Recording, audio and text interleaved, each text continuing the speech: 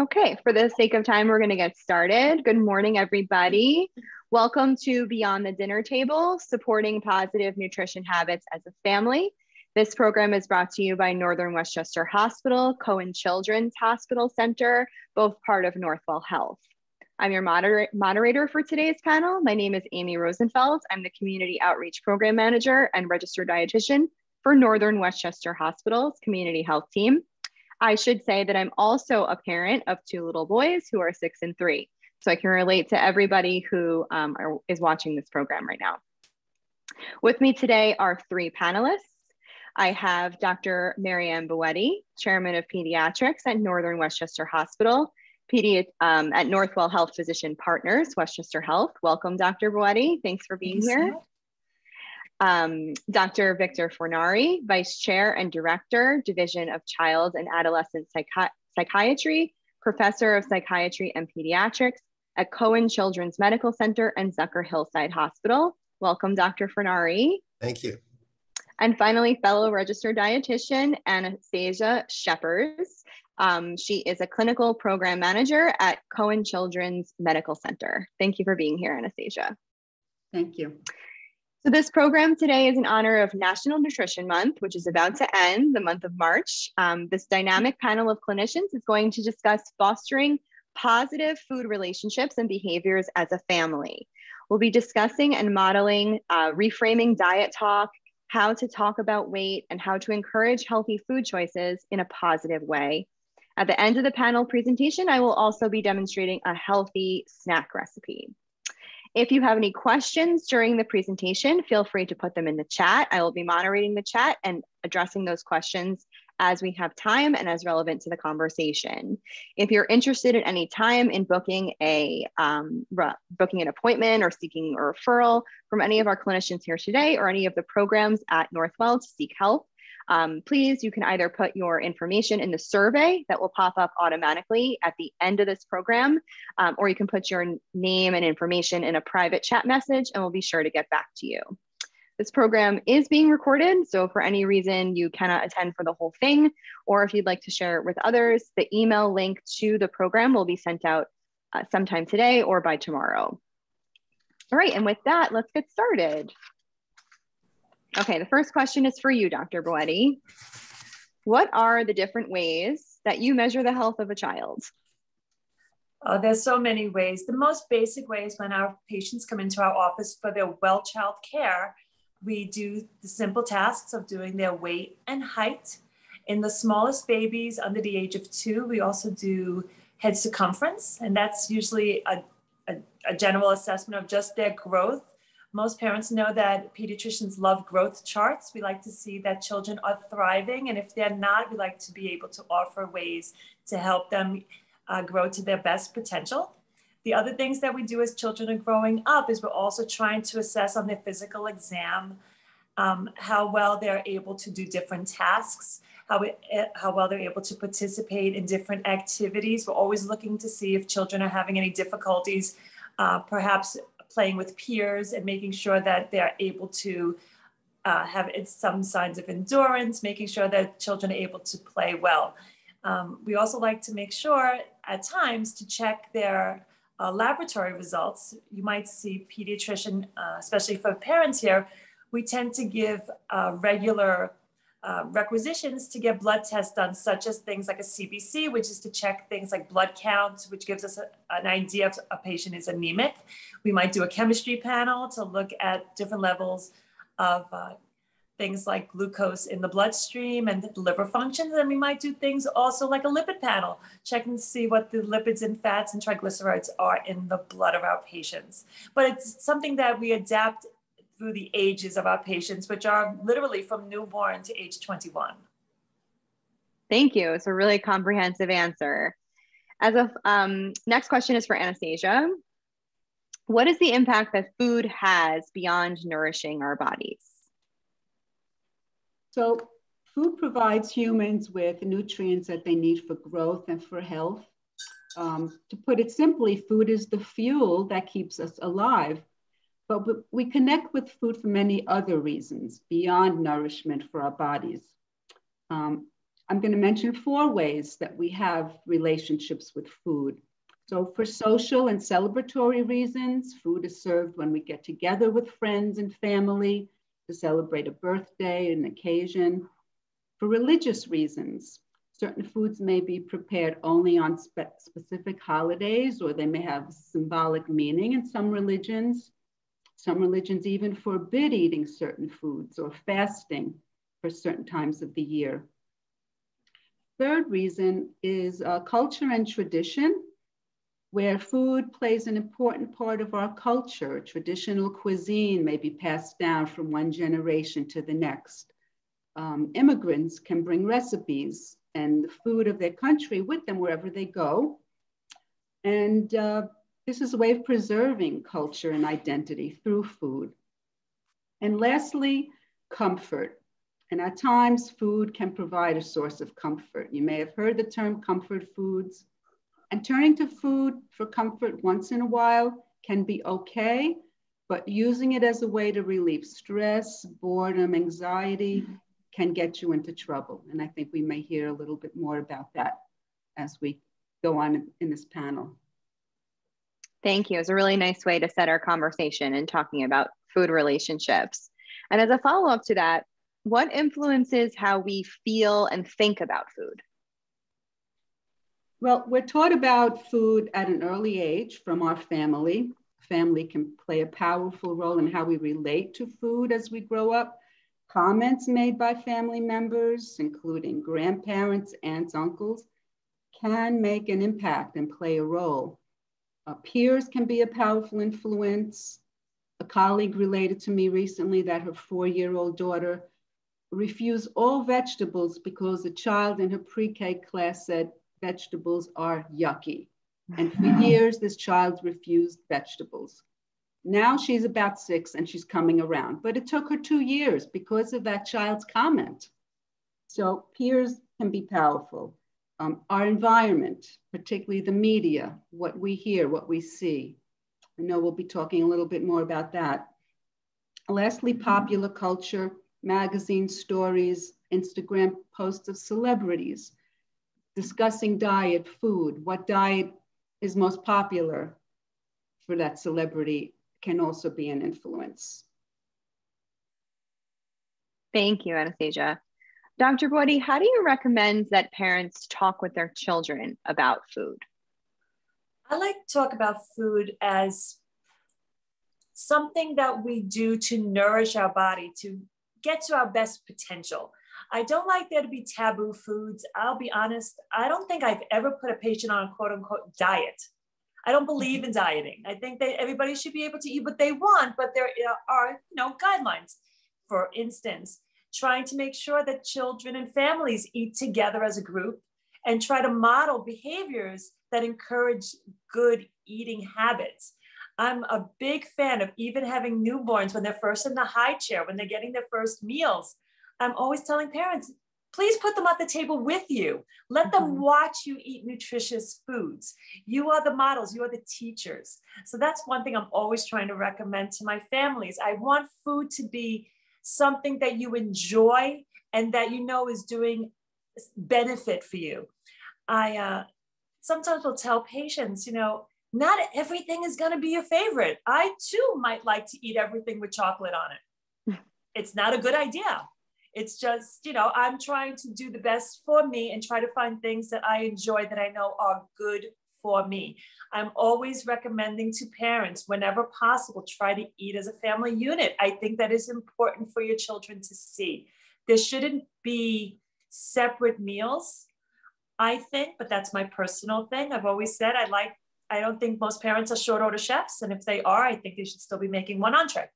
But we try to encourage healthy eating. Let there always be a food on the table, something that every member has something that they enjoy. So normalizing it as part of the family dynamic and being as inclusive as possible with every member of your family. Exactly. I've always been a proponent of even putting things like fruits at a dinner table. Who says food has to be separate? If you want to have like for instance, a protein, a vegetable, put a fruit in there too. And if their child doesn't like a particular food that day, you know, if they like that fruit, they will be eating something. Well, you would approve of my household then. We have our special treats as part of the table to normalize them as not being something to look forward to after the meal. It's part of the normal colloquial that we talk about food. Exactly. All right, Dr. Fornari, since we use the D word, we're going to turn it over to you now. What is diet culture and why is it a problem? Well, we live in a society, and now with globalization, we live in a world where thin is viewed as desirable and being overweight or fat is viewed as less desirable or undesirable. In fact, children in nursery school often learn that the meanest thing you can say to someone on the nursery school playground at age 3 or 4 is you're fat. So unfortunately, we teach our children unwittingly very early that thin is good and fat is bad. And it really has propelled this culture where if you were to survey how many people are currently on a diet, planning a diet, or just completed a diet to lose weight, it would be over 50%, normalizing dieting as part of life, as opposed to eating in a healthy fashion as part of living, which is really what is recommended. So we live in an environment where body dissatisfaction, weight dissatisfaction, the desire to be thinner has become normal, and restricting oneself in order to lose weight has become pervasive. And so we really have to recognize the importance of healthy eating, healthy relationships with food and our bodies, and trying to minimize this concern about unhealthy dieting. Because what we as adults, might be the behaviors that we might be engaging in, our children are absorbing. Is that what I'm hearing from you as well? Our children watch everything and listen to everything we say and what we do. And if we serve foods that we ourselves wouldn't eat, they're going to be suspect to it. Like, why don't you eat the potatoes that you're serving for me? Or why are you not having dessert? And so our children are very observant, and very quickly they'll hear our language also, because the comments we make unwittingly will start off by saying, how do you think this outfit makes me look? Which really is a code for, does it make me look too heavy? Or do you think this is flattering? Which is another code for, does it make me look thin? And sometimes kids will often hear, before they hear good morning in the morning, they'll hear the parents say, are you sure you want to wear that today? Which is a code for, I don't think it looks flattering, or I think it makes you look heavy. And so I think families really have to be mindful to kind of sanitize the language about food and body configuration in order to kind of detach that concern and allow people just to feel good about themselves because of who they are as people. Because after all, we are people, we're not bodies. That's such a good way of putting it. Really, thank you for that. And as a follow-up to that, we'll get into more of when this becomes a problem. What is the difference between disordered eating and an eating disorder? Yeah, so there's a wide continuum between picky eating, disordered eating, and the development of a full eating disorder. So you might have kids who are picky eaters where they don't like certain flavors, certain textures, certain foods, and their growth and development is being monitored and charted, and they're doing fine. And so we encourage parents not to focus on them as long as their growth and development is proceeding normally, and that's fine. Disordered eating is when people begin to develop maladaptive habits, such as restricting certain foods, fasting for periods of time, perhaps overeating certain periods of time, so that their eating behaviors and their eating habits really don't follow along a healthy lifestyle. And then, of course, if that progresses into a full-blown eating disorder, then the individual has now met criteria for an illness based on either their body weight being too low for their height, or based on the way in which they're eating, whether it's too much binging and purging, or restricting and eating in a way that interferes with their growth and development. And so we really want to encourage healthy eating, try to not get too caught up with picky eaters, but encourage their growth and development, and really be on the lookout for what we view as disordered eating to really encourage healthy eating habits in order to prevent the development of an eating disorder.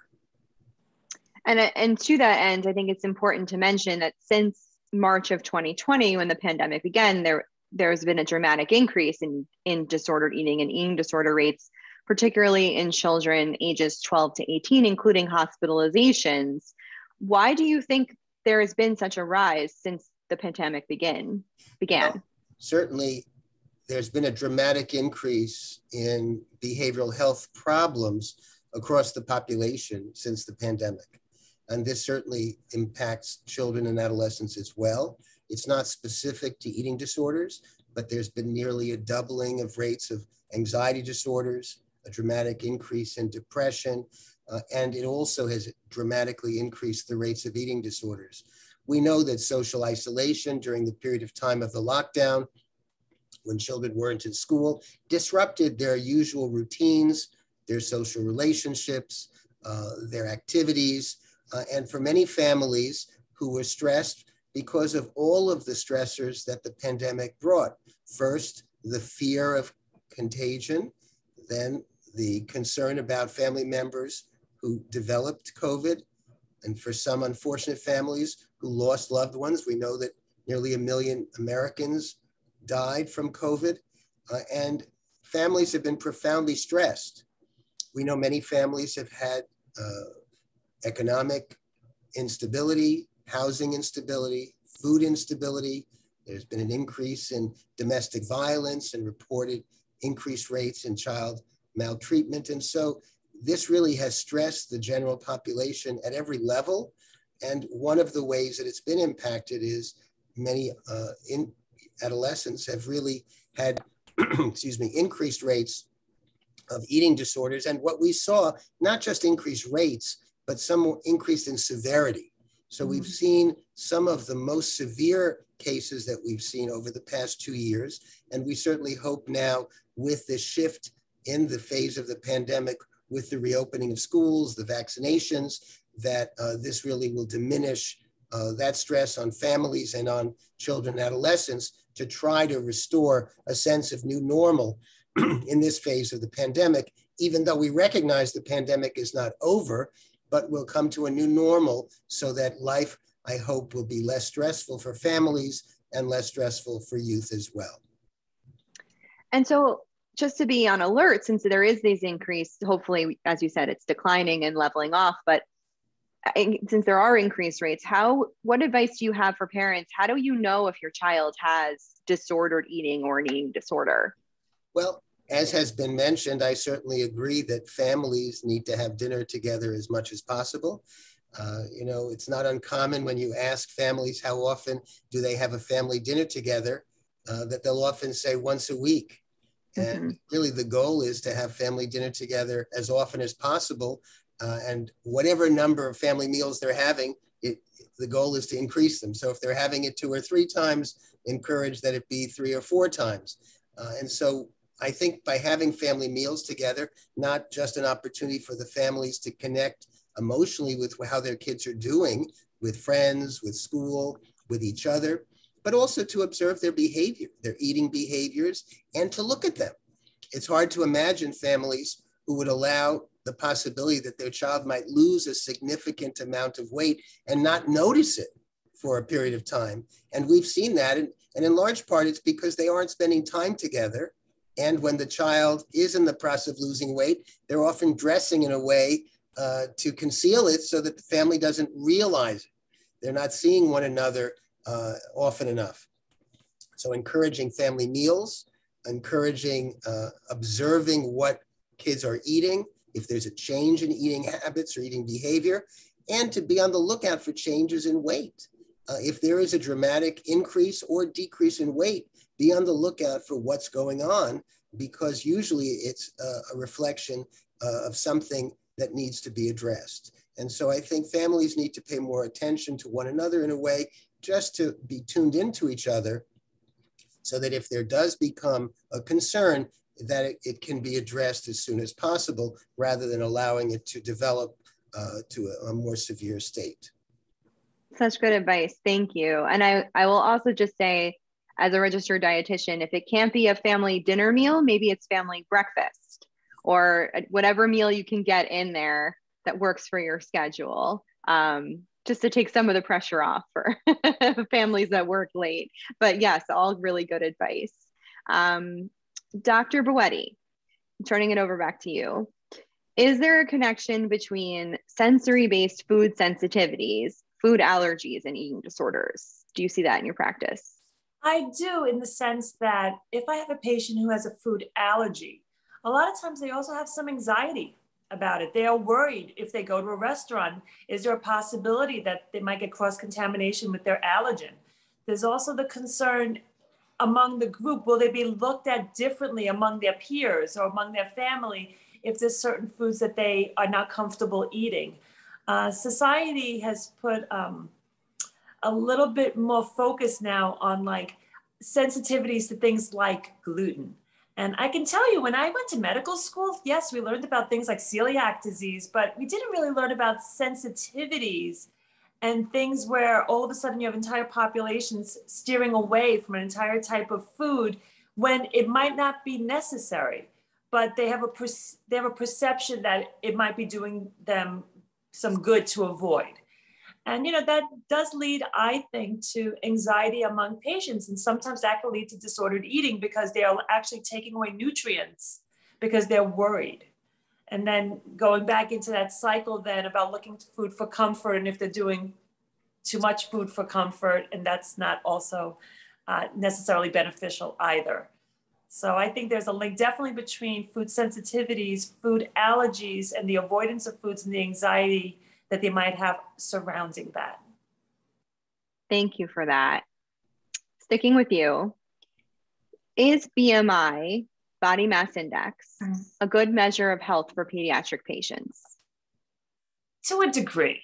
So body mass index is a calculation taking in a person's height and weight and seeing what that proportion is, and then coming up with a standardization where if this calculation based on your weight and height is less than the 85th percentile for your age, that's considered a healthy weight. If it's less than the 5th percentile, you're considered underweight. If it is between 85th and 94th, you're overweight, and above 95th, you would be considered obese. Now, that is not necessarily always true. I have many healthy patients that have higher BMIs, especially among my athletes who have high BMIs because they have a lot of muscle. And if I looked at it solely as the number on their BMI, the implication would be that they are unhealthy, and that is totally not true.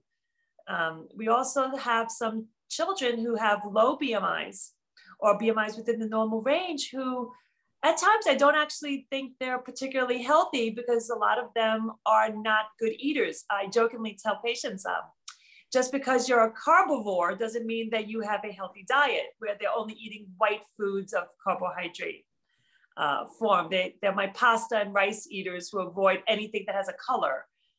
Just because your BMI tells you that it's within normal range does not necessarily correlate with having a healthy diet. So a lot of things to consider when just putting a number to somebody. Absolutely. We're so much more than just a number. Good perspective for parents to have, for sure. Okay, Anastasia, what are some tips you have to reframe diet talk and talk to children about weight in a healthy way, especially if your child is overweight? So weight can be a sensitive subject, especially for children and teens. So I would first explain that children, people, adults, all come in different sizes and shapes. So that's an important thing for a child to realize. Now I have some do's and don'ts. First, the don'ts. Avoid blaming the child and don't make negative comments either about their weight or about what they choose to eat or how much they choose to eat.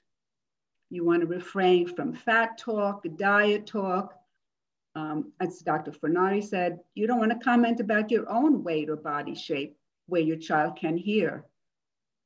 And parents should not follow fad diets. The keto diet is very popular today.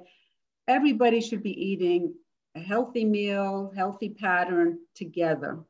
No dieting. And don't single out the overweight child with special foods or different foods. Everyone should be eating together the same healthful meals. Now, what can you do? You want to create a positive and healthy environment for the child. Focus on the healthy habits for the whole family together. Plan regularly scheduled meals and snacks as much as you can within your family's routine. Routines are important for children. Schedules are important for children. And you want to include foods from the 5 healthy groups. We call these the everyday foods, but then teach children about the sometimes foods. Nothing is off limits. There are no bad foods, but we like to call them the sometimes foods. myplate.gov is an excellent resource for this, for parents. And you want to make healthy, nutrient-rich snacks accessible and available. Children are old enough to help themselves in the fridge. You want to have things like yogurt, string cheese, fruits that are maybe already cut up melon, orange that's already sliced or quartered, pre-cut veggies with a yogurt-based or hummus dip. Foods that are within the 5 groups, but yet can also be healthful snacks. And important, I think, is to teach children when they're thirsty to reach for water. Excellent. Thank you so much. Very much. And to be in tune, like you're saying, with your body's cues. And in my house, we talk a lot about how does your belly feel? Do you feel full? Do you feel like there's still some more room in there? I think all of the tips you said, I just was giving a little 6- and 3-year-old advice that I use with my own children. Mm-hmm. Okay, Dr. Boetti, how does food talk work within a child's physical? That's one of the main topics of our physical exams, is to discuss lifestyle and food. So usually it's age-based. So starting at about 6 months or so is when we start introducing baby foods. And usually every doctor will recommend starting with a puree of some sort or a cereal. I will be honest, even as a mom of twins, I always made my own baby food because I would just steam and prepare vegetables that I was making for myself. And I would just steam some for them and then puree it with the water I was using on the bottom, so I didn't lose any water-soluble nutrients. And I would puree it and give it to them. And I usually would start off with that and trying to do that once a day with the child, the baby, eating at the table with the parent. I think it should be part of the experience, just like we were saying before about having a family table and having family meals. The family table isn't just about the food, it's also about the communication. And even small infants start to learn about your food behaviors, and they actually learn their first words in speech based on food. They learn more, they show their interest, they might start naming foods. As the child gets older, that's when I start trying to recommend, usually by ages 15 months, is trying to introduce the table foods to the child and trying to have the child eat these same foods as the family.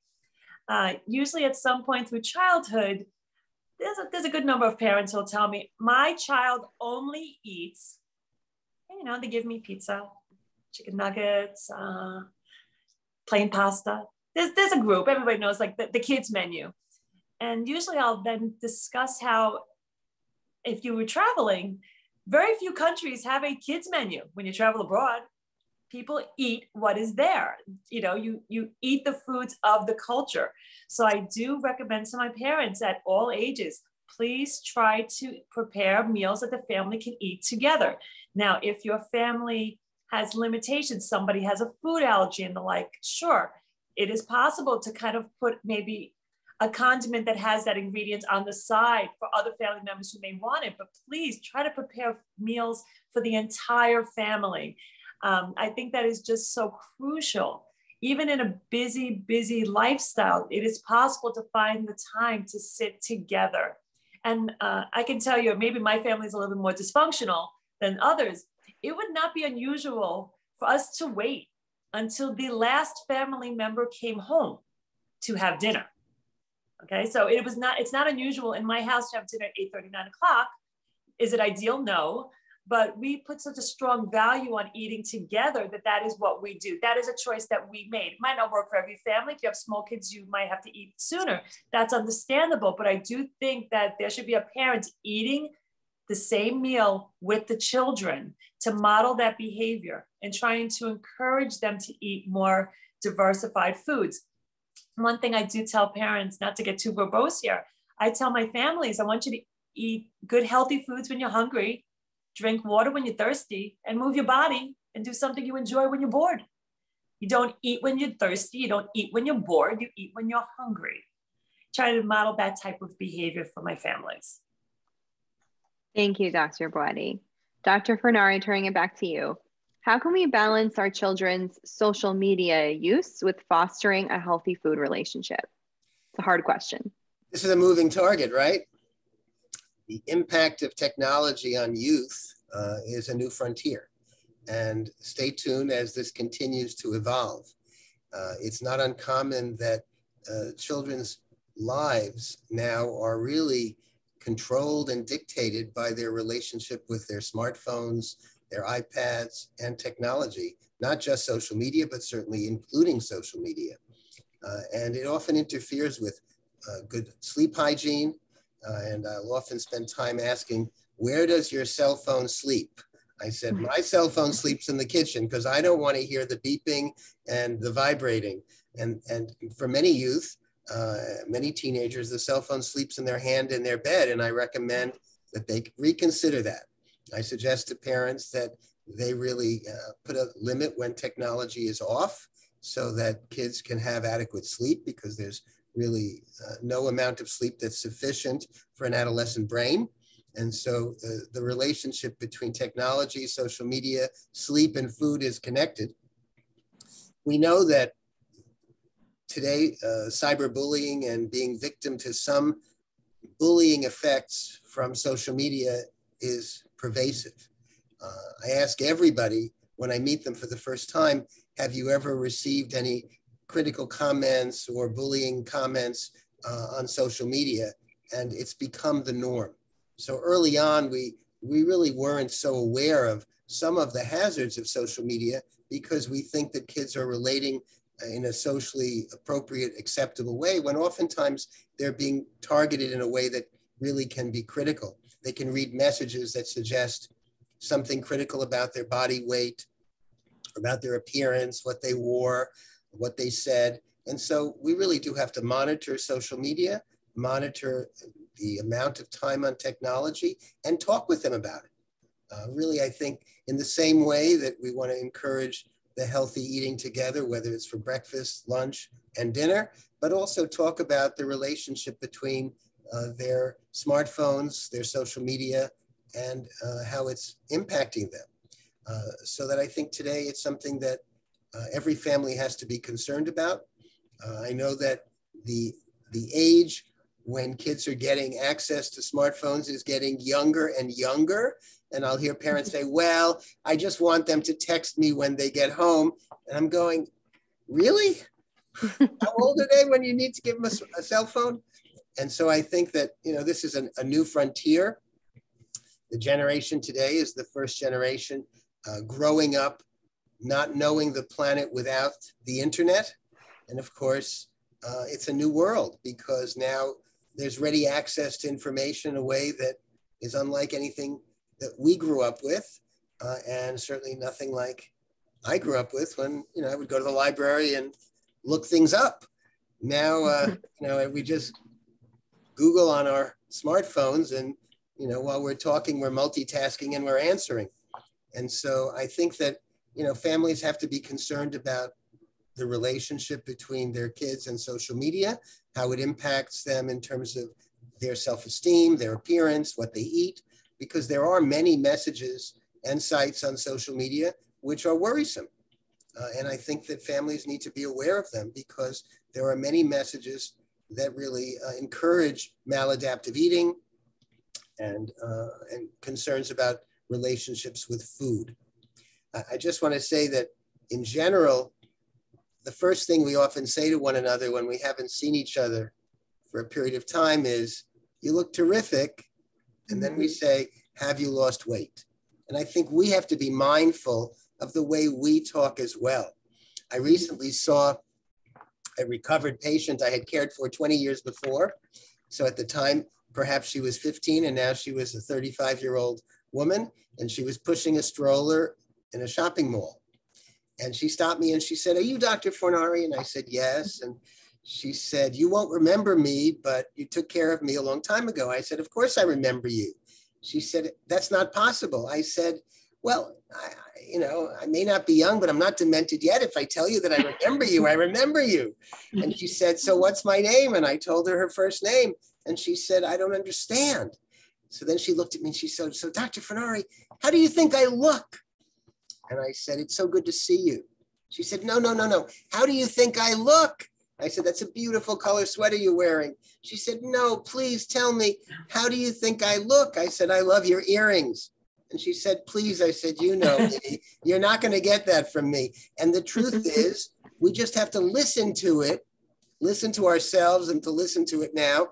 And we realize that so much of what we unwittingly say is filled with critical comments about food and weight related issues. And we really have to try to monitor ourselves so we can model healthy behaviors and healthy conversations. Yeah, that's such good advice. It really leads into the next question, that those phrases can be triggering for children when speaking about food, right? When you constantly are talking about weight and image and things like that. Is there anything else that can be triggering? Well, we know that depending upon the relationship between food and weight and the child, if you tell an underweight child that they look good, they'll often interpret that as that they gained weight. If you tell an overweight child something about their appearance, they'll often take it as a critical comment. So we have to be so mindful of the way we speak about how you look. Instead of talking about how you look, we need to say how good it is to see you, how good it is to be together, because oftentimes our first comments are related to appearance. Or I love that coat. It makes you look thin. And that's the kind of language that we hear all the time. Wow, that outfit looks terrific. You look so much thinner than the last time I saw you. And so I think unwittingly, we're just emitting all of these messages about body configuration and appearance. And I don't think it's intentional. I think it's become so second nature, but I think we all have to become much more mindful so that we can give better examples to our kids around us. Especially now, I'm sure many of us have heard the term that teens are using mask fishing, where, masks have been and faces have been hidden for so long that they're feeling anxious about how people will see themselves when they take their masks off. And I can only imagine when it's their whole bodies that are now no longer in a Zoom box, but being around people they haven't seen in a while and their faces. It's a lot. It's a lot for these children to deal with all at once. It's a huge amount. And I imagine that in many ways, we'll see the remnants of the pandemic in 20 and 30 years when certain aspects of people's behavior and their thinking will be affected by things like masks and things like social isolation. And so, we hope to minimize the negative impact, but certainly there will be some remnants on this generation. Yeah, it's really fascinating, but hopefully something good can come out of COVID in this regard. Less emphasis on physical appearance, perhaps. Hopefully so. Anastasia, how can I help my family foster a healthy relationship with food? What tips do you have? So I think an important thing is to allow children to use their internal signs of hunger and satiety. And you mentioned this before, Amy, to trust them to decide how much they want to eat and never force a child to finish the food on their plate if they feel full. Better to serve them a small portion and let them ask for more. then serve a large portion and they feel pressure to finish, and then the battles start at the table. So teaching the children, when are you hungry? Is your belly full? Is your tummy full? Those are good things to start at an early age. I would refrain from using food as a bribe or a reward, or withholding food as a punishment. This will just backfire and lead to an unhealthy relationship with food. And be aware that children grow at different rates, and some children do need snacks, and snacks can be a good and important part of nourishing a body, a growing body. So as a parent, as we said earlier, make sure you have easily accessible, nutrient-rich snacks available for your kids. And they learn by example, mentioned by everyone here. Parents can be powerful role models. Let them see you eat vegetables. Don't just serve kid-friendly food or the kid-friendly menu. And I love what Dr. Boetti said. This is the only country with a kid menu. Everyone else learns to eat squid and escarole and unusual things. We think unusual, but that's what children in the rest of the world are eating. And the family meals. Encourage family meal time. If you can, 3 times a week. We're learning about the benefits of family meals. They can be very powerful. Enhanced academic success, less behavioral problems, less substance abuse, believe it or not. Better language skills, because you're discussing, you're talking at the table, even from an early age. Just a couple of more examples I think are important. Turn off TV and electronics around the table. Let's keep it focused on the family and discussion. And lastly, involve children in food experiences. Take them to the store shopping. Let them help prepare or plan a meal. Allow them to help cooking. Yes, it might make a mess, but even a toddler can tear lettuce. An older child can cut a cucumber, even with a plastic knife, it will cut. Help children be involved with the cooking experience overall. And if I could just add one thing about sleep, Dr. Fernari said, we're learning so much about the link between sleep and eating. There's hormones that are disrupted when you don't sleep, and those hormones can lead to overeating and snacking. So make sure your child, and the doctors here can tell you how many hours you need at every age, but make sure your child gets enough sleep. Thank you, Anastasia. Such good advice. I'll just tell, as we're telling stories here today, I'll say the way I get my children to try something new is to put it on my plate. It makes them want to eat it more. If I have the food on my plate, say, oh, what are you eating? And they want to eat my food. So just a little trick for everybody. Okay, Dr. Boetti, last couple of questions for you, and then we'll do our cooking demonstration. How does supporting a healthy food relationship affect our lifelong health, kind of building on what Anastasia was just talking about? Exactly. I mean, it's just so important to encourage a healthy lifestyle. As we've said many times, most of us would never recommend a diet. We are not taking away foods. We want you to have a healthy relationship. So a couple of things that I do try to recommend, as I said before, is trying to encourage children to eat when they're hungry. As Anastasia was saying about food sizes and portion sizes, I don't know if everybody is aware, but if you go to restaurants now, quite honestly, the serving sizes are so big, that would be what I would feed my entire family. Yet you go and they give you this ginormous serving of food. So I think a good tip would be to make a smaller serving of a good, healthy food and have the variety on the plate. Let there be some vegetable, maybe even some fruit on the plate along with your main entree. Trying to encourage children to eat that. And then if they're still hungry, I would say wait 10 minutes.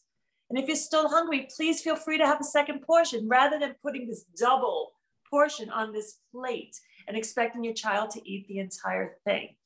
I also try to recommend that You want to eat foods that nourish your body and help you stay healthy. Everybody knows that we try to teach, from a young age, how healthy and how wonderful eating the rainbow of fruits and vegetables are. I ask my patients in an effort to try to get at least 5 fruits and vegetables in per day, which is to me a bare minimum. You need to have 1 fruit or vegetable with every meal and snack. End of story. Every meal gets 1.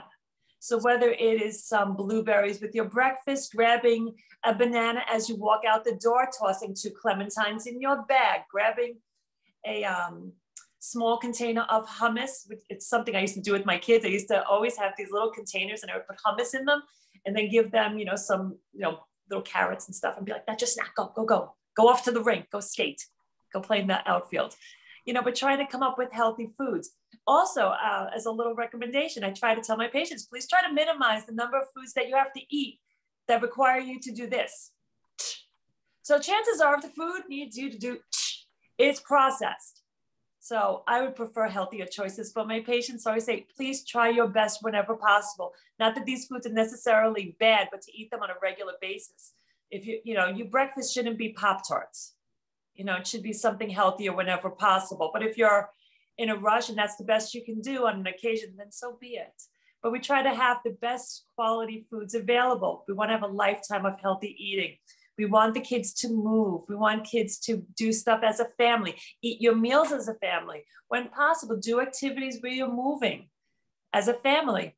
I wish I had enough money that I could just gift people, memberships to like the Bronx Zoo, where you could walk as a family on a weekend and get your steps in, try to encourage bonding together as a group, having these meals as a family, talking, trying to have healthy foods at the table, trying to encourage activities together that bond you as a family. Thank you. And what referrals should a pediatrician make if they are worried, if the parents or if you are worried about a child's relationship with food or disorder eating behaviors? So we're always trying to help our patients get mental health support whenever they need it. Between groups of nutritionists, dietitians, child psychiatrists, we do try to get support in order to help them learn and improve their eating. There are resources in most communities, including Cohen's Children's. There are some resources in Westchester that do work with children. But most of them are going to be community dependent. So depending on where you live, you should speak to your pediatrician. And if things look like they're getting difficult, I do believe families should work at least at bare minimum with a dietitian to work as a group to learn what their family would benefit from. Thank you. Thank you, everybody. So before we conclude our program today, we talked a lot about food. Got to give you some ideas of what to make these hungry children. Can I interrupt for 1 second? I apologize. There's a question in the Q&A that I thought I would answer live if you give me a minute.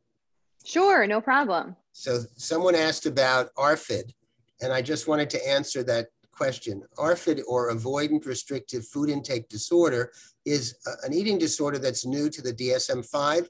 It's really only been fully categorized since about 2014. And it really is different than anorexia nervosa because it's primarily boys, often youngsters who are picky eaters. Some may actually be on the autism spectrum.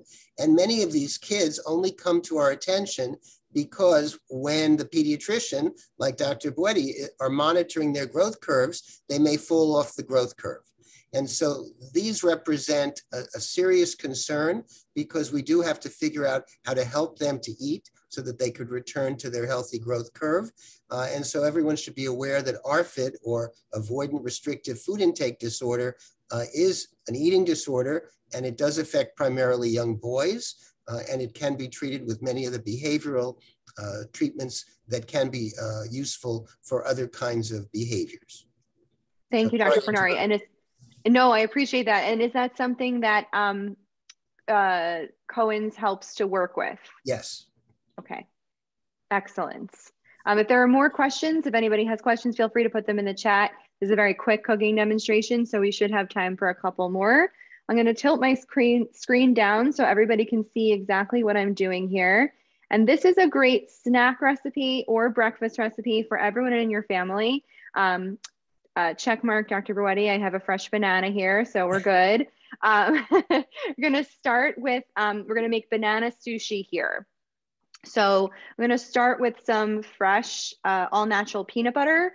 If your family can't have peanut butter for food allergies, you could also use almond butter. You could use soy nut butter. You could use sunflower seed butter, but this is a very rich, protein rich and healthy fat option to include to really give you sustained energy. Our banana, of course, is really going to give us a lot of potassium, some fiber. So this is a really good pre-sport snack, I like to tell people, or recovery snack, as well as breakfast. It's really, really fast. So you're going to take your nut butter or seed butter, whatever you have here, and you're going to kind of paint your banana with it.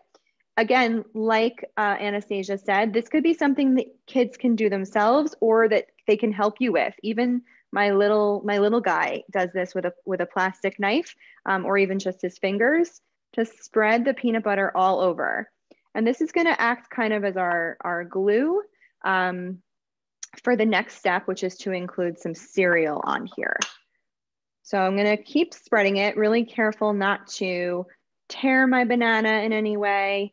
And this is a really fun snack, especially, you know, if you want a fast breakfast in the morning or a fast snack, you can pack in a book bag, or even grown-ups. I gotta say, I've had this myself as a breakfast or a snack just for me. And it's just a simple twist. Sometimes with picky eaters, it really just takes presenting things in a new way. Instead of toast with peanut butter and banana on top, or instead of a bowl of cereal, we're gonna mix it up and present something new and calling it something different. Sushi doesn't have to just be raw fish. It's all about the presentation, as you're gonna see. And this is a great one for little fingers. Kids love things in little bite-sized pieces. It's a fun snack to include in, say, for a party, after school, for having some friends over. And again, it's really empowering to be able to make and prepare your own thing. Okay, so now that I have the peanut butter spread all over, here comes the fun and, as Anastasia said, slightly messy part, and that's okay. I'm gonna take some Cocoa Rice Krispies. So it's like a sweet treat here too. You could use any cereal you want. You could use crushed cereal that is your family's preference of any flavor. I love the taste of chocolate and peanut butter together, which is why I'm showing this with Cocoa Krispies. But you could do this with anything. And so it's just a really, really fun, healthy version of, say, a common chocolate peanut butter candy bar combination. So you see here, it's totally covered. I'm gonna put it on my plate and show you how I'm gonna turn it into sushi. Take my knife here. I'm going to slice it. Maybe I can't slice and talk at the same time. Go. And voila, you have a full sushi roll. Even more, got 8 pieces to present.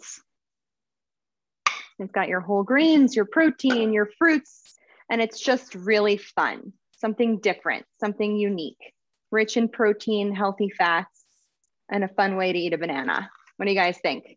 Would you eat that? Absolutely. Sure. All right, let's see if we have any other questions before we conclude today. I think we are good. Thank you all for joining us today in the Zoom room. Thank you to our experts for their time and for their expertise here.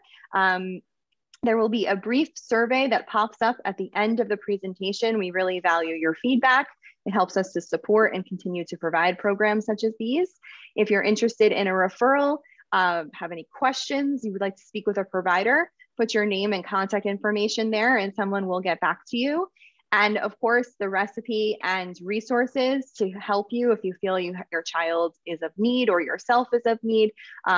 There was a handout that was emailed to everybody that registered. If for any reason you did not receive the handout and would like to have the resources that we prepared as well as the recipe, please put your name and contact information there, and we'll be sure to get those over to you. Thank you, everybody, and have a wonderful afternoon.